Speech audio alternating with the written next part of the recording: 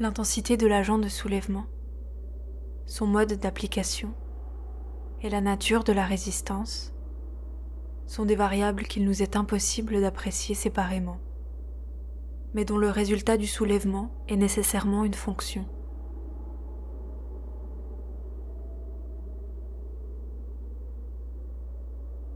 Cette fonction ne peut être que de 3 espèces, à savoir une rupture, un ploiement et une combinaison de ces 2 phénomènes. Les 2 premiers cas sont simples, le 3e est complexe.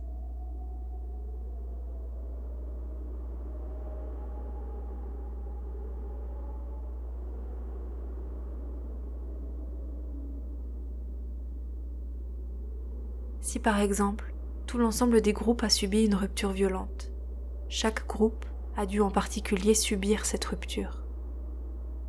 Mais si au contraire, des groupes inférieurs ont éprouvé un ploiement, il se peut que cela ait établi, dans les groupes supérieurs, une tension plus ou moins forte susceptible d'y produire une rupture.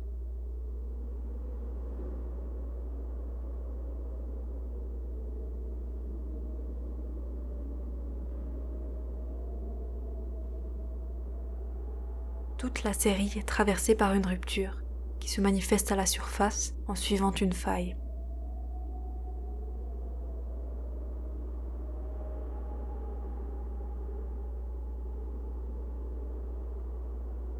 La grande régularité du soulèvement n'a pas toujours lieu. Fort souvent, les modifications apportées au soulèvement de cet ordre par la violence de l'exaltation les ont plus ou moins éloignés de notre type théorique.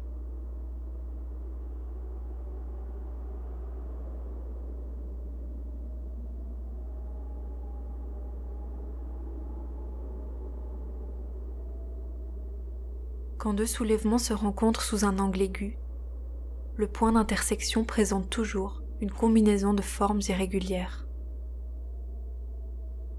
Ces accidents sont aussi difficiles à décrire qu'à prévoir.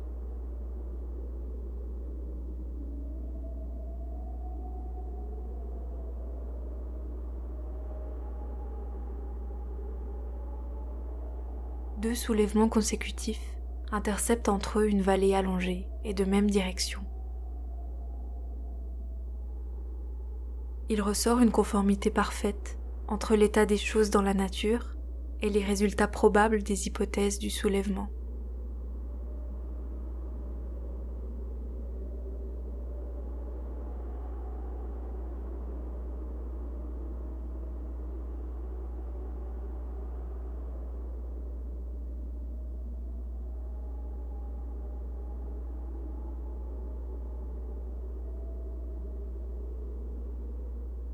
En un mot, et bien que les soulèvements jurassiques soient assujettis dans leur ensemble à une loi régulière et déterminable, ne perdons jamais de vue toute l'irrégularité des détails inséparables de tels bouleversements.